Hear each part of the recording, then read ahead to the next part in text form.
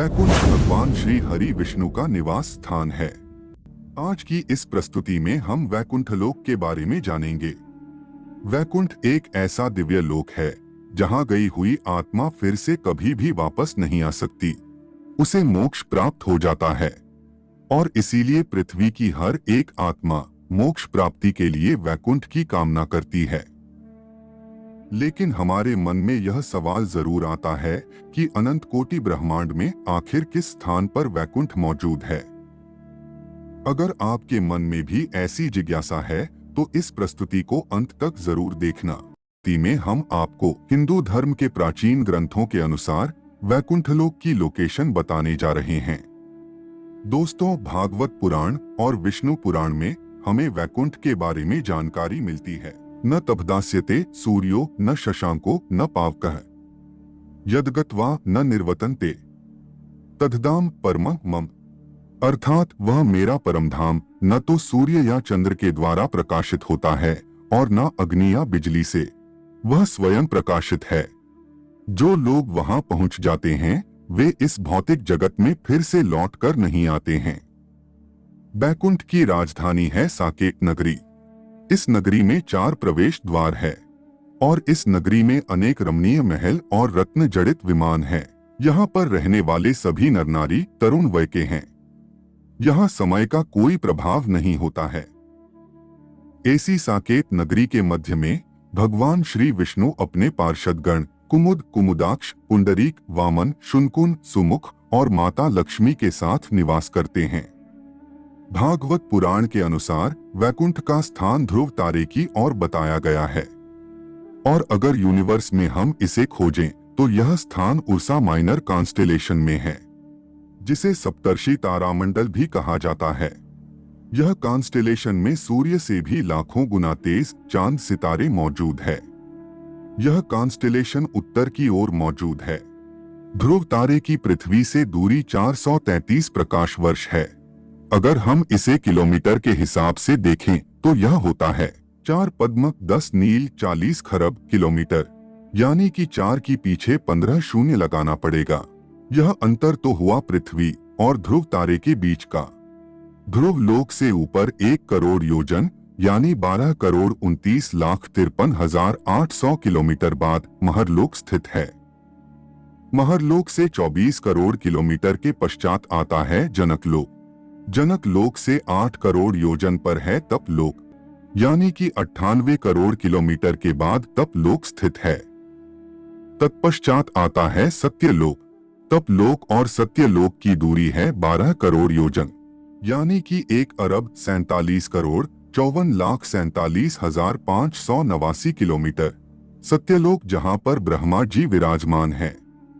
और फिर सत्यलोक से ऊपर 2 करोड़ 62 लाख योजन ऊपर यानी कि 32 करोड़ 21,39,169 किलोमीटर के अंतर पर स्थित है वैकुंठ लोक।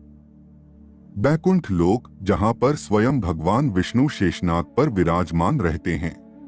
यह किसी भी आत्मा का अंतिम स्थान होता है। इस स्थान पर जाने वाली आत्माएं मोक्ष प्राप्त करती है। इसे ही अंतिम सत्य कहा जाता है और इसे ही ब्रह्मांड का अंत कहा जाता है। यहाँ पर जाने के बाद आत्मा जन्म मृत्यु के चक्र से मुक्त होती है। यह सभी आंकड़े आध्यात्मिक जगत को दर्शाते हैं।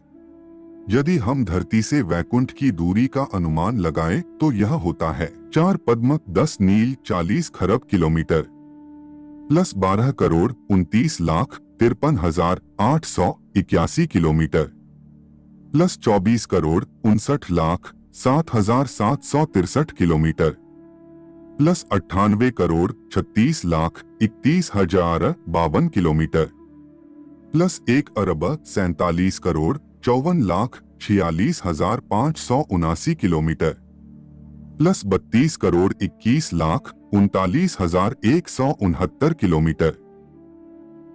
इन सभी लोकों की दूरी को मिलाकर होता है 4 पद्म 10 नील 40 खरब 3 अरब 15 करोड़ 78,444 किलोमीटर।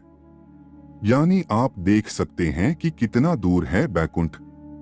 अगर हम आज की टेक्नोलॉजी के आधार पर वहां जाने की कोशिश करेंगे तो कितना समय लगेगा इसके बारे में जानते हैं। आज के समय में हम एक स्पेसक्राफ्ट से 39,000 किलोमीटर प्रति घंटे की रफ्तार से अंतरिक्ष में ट्रेवल कर सकते हैं और इसी स्पीड से हम वैकुंठ जाएंगे तो हमें 10,52,30,85,000 घंटे लग सकते हैं।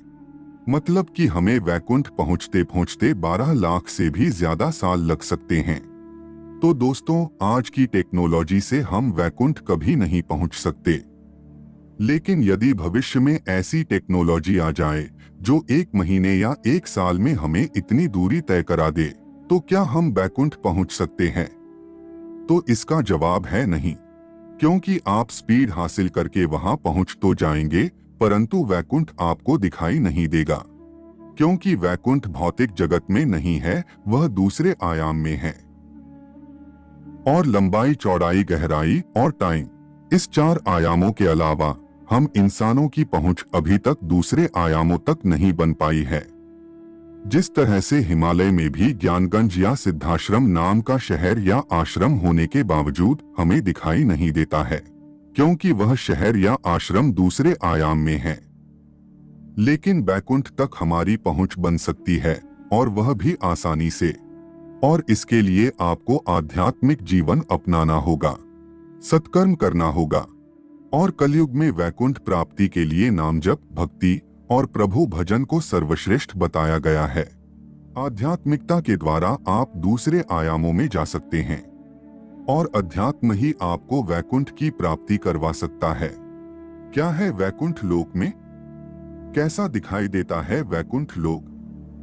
हमारे धार्मिक ग्रंथों में वैकुंठ का वर्णन किस प्रकार से किया गया है, इसके बारे में और अधिक जानकारी आप प्राप्त करना चाहते हैं तो कमेंट में वैकुंठ पार्ट 2 अवश्य ही लिखिएगा और चैनल को सब्सक्राइब कीजिएगा। धन्यवाद।